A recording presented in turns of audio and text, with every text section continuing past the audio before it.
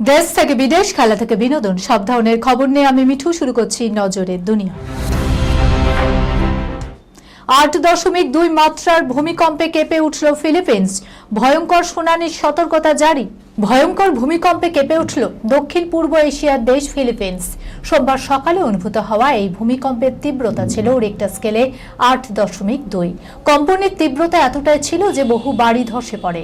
ঘটনায় ইতিমধ্যেই একজনের মৃত্যুর খবর পাওয়া গেছে, আহত আরও অনেকে। পাশাপাশি বড়সড় এই কম্পনের জেরে জারি করা হয়েছে সুনামির সতর্কতা। জানিয়ে গেছে এই ভূমিকম্পের কেন্দ্রস্থল ছিল ফিলিপিন্সের মিন্দানাও দ্বীপের কাছে। শক্তিশালী এই ভূমিকম্পের পরই ফিলিপিন্স, ইন্দোনেশিয়া, জাপান সহ এশিয়ার উপকূলীয় এলাকাগুলিতে উচ্চ সুনামির সতর্কতা জারি করা হয়েছে। ইউনাইটেড স্টেটস জিওলজিক্যাল সার্ভে এবং জার্মান রিসার্চ সেন্টার ফর জিওসায়েন্সের রিপোর্ট অনুযায়ী স্থানীয় সময় সকাল 7:40 প্রথম ভূমিকম্পটি অনুভূত হয়। প্রতিবেশী ইন্দোনেশিয়ার উত্তর সুলাওয়েসি এবং উত্তর মালুকু প্রদেশে ব্যাপক কম্পন অনুভূত হয়। বড়সড় এই ভূমিকম্পের পর ফিলিপিন্স প্রশাসনের তরফে দেশবাসীর উদ্দেশ্যে সতর্কতা জারি করেছে সেখানকার সরকার। আশঙ্কা করা হচ্ছে এই ভূমিকম্পের জেরে 3 মিটার পর্যন্ত উঁচু সুনামি ঢেউ আছড়ে পড়তে পারে ফিলিপিন্সের উপকূলীয় অঞ্চলগুলিতে। সুনামির ঢেউ Indonesia, Malaysia, Taiwan, Guam, Papua New Guinea এবং পশ্চিম প্রশান্ত মহাসাগরের বেশ কয়েকটি দেশেও আছড়ে পড়ার আশঙ্কা করা হচ্ছে। এছাড়াও রবিবার রাতে বড়সড় ভূমিকম্প অনুভূত হয়েছে ভুটানে। রিক্টার স্কেলে কম্পনের মাত্রা ছিল 5.8। ভূমিকম্পের কেন্দ্রস্থল ছিল রাজধানী থিম্পু। ভুটানের সীমান্তবর্তী অঞ্চল ভূমিকম্পের কেন্দ্রস্থল হওয়ায় কম্পন অনুভূত হয় ভারত, চীন, বাংলাদেশ এবং নেপালের বেশ কিছু এলাকায়।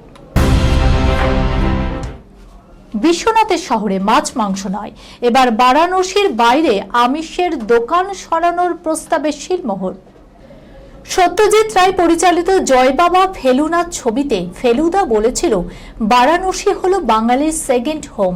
একদিকে যেমন বিদ্যা চর্চা, আধ্যাত্মিক সাধনার জন্য বাঙালি কাশী বিশ্বনাথের শহরে ঠাঁই নিত, তেমনি বাঙালি বিধবাদের কাশীনাথ হওয়ার রেয়াজও ছিল। আগের মতো বিপুল সংখ্যায় না থাকলেও মেরে কেটে এখনো কয়েক হাজার বাঙালির বাস ঐতিহাসিক এই শহরে। সেখানেই এবার মাছের দোকান থাকবে না, মাংসের দোকানে উঠে যাবে মূল শহরের বাইরে। ইতিমধ্যে এই প্রস্তাবে শিলমোহর দিয়েছে বারাণসী পৌর নিগম। শহরের মাছ মাংসের ব্যবসায়ী এবং রসিক উপভোক্তারা শঙ্কিত। সম্প্রতি মেয়র অশোক কুমার তেওয়ারির নেতৃত্বে বারাণসী পৌর নিগম একটি বৈঠক করে। সেখানে শহর থেকে মাছ মাংসের দোকান সরানোর প্রস্তাবে চূড়ান্ত শিলমোহর পড়েছে।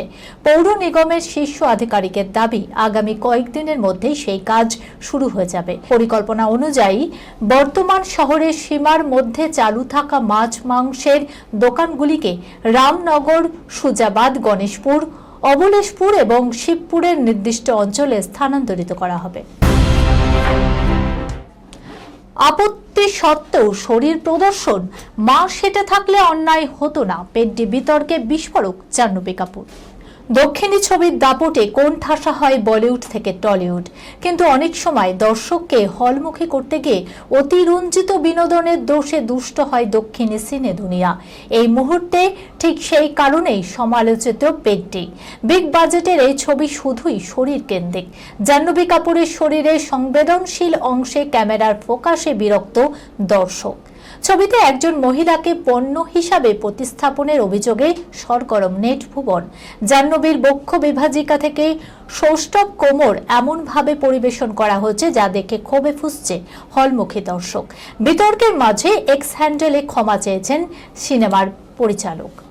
তিনি অবশ্য বলেছেন, মহিলাদের প্রতি তার অগাধ শ্রদ্ধা, তাই নারী জাতিকে অসম্মান করা তার উদ্দেশ্য নয়।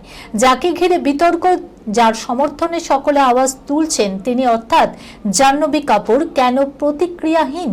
অবশেষে জানা গেল, জাহ্নবী নিজেও শরীর প্রদর্শনের বিপক্ষেই ছিলেন।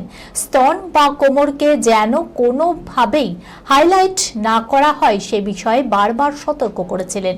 সহ অভিনেতা রামচরণও তাকে সমর্থন করেছিলেন। চরিত্রের তুলনায় অতিরিক্ত শরীর প্রদর্শনকেই বেশি প্রাধান্য দেয়া হয়েছে বলে দাবি অভিনেত্রীর। জাহ্নবীর আফসোস, সেটা তার মা অর্থাৎ শ্রীদেবী উপস্থিত থাকলে এমন পরিস্থিতি তৈরির সুযোগই থাকতো না।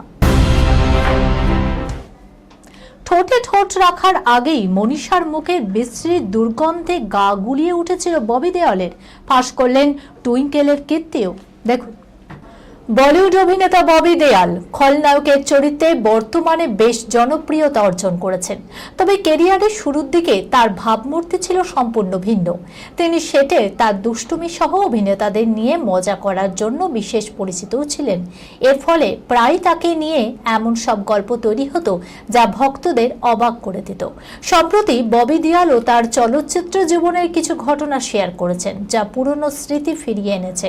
টুইঙ্কেল খান্নার সঙ্গে থেকে বিতর্ক শুরু থেকে মনীষা কৈরালের সঙ্গে এক বিশেষ দৃশ্যের শুটিংয়ে তিক্ত স্মৃতি নিয়ে মুখ খুলেছেন তিনি।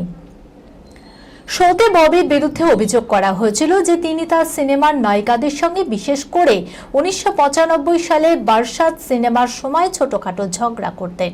টুইঙ্কেল খান্নার সঙ্গে তার বাদানুবাদ নিয়েও প্রশ্ন তোলেন। ববি স্পষ্ট বলেন, আমরা তখন দুজনেই খুব ছোট ছিলাম। মনীষা কৈরালার সঙ্গে একটি রোমান্টিক দৃশ্য নিয়ে ববির দেয়া চাঞ্চল্যকর তথ্য এবার প্রকাশ্যে এসেছে। তিনি জানান, 1997 সালে সুপারহিট ছবি গুপ্ত এর শুটিং চলাকালীন একটি গানের দৃশ্যের চিত্রগ্রহণ চলছিল। শুটিং এর সময় বেশ ঠান্ডা ছিল আর একজন ভাজা ছোলা বিক্রি করছিল। মনীষা কৈরালা অত্যন্ত আগ্রহের সঙ্গে সেই ভাজা ছোলা খাচ্ছিল, যেটিতে প্রচুর পরিমাণে পেঁয়াজ ছিল। খুনি শুটিং শুরু হয় এবং শুটিংয়ে মনীষাকে চুম্বন করার কথা ছিল ববি, কিন্তু পেঁয়াজের তীব্র গন্ধে অভিব্যক্তি প্রকাশ করতে পারেননি ববি। ববি মজা করে বলেন, সেই মুহূর্তে তিনি বুঝতেই পারছিলেন না যে কিভাবে এই পরিস্থিতিটা সামলাবেন। এই খবরের সঙ্গে শেষ করলাম আজকের নজরে দুনিয়া। আপনারা দেখছেন টিভি 24 বাংলা, সংবাদ বিনোদন সারাদিন সারাক্ষণ।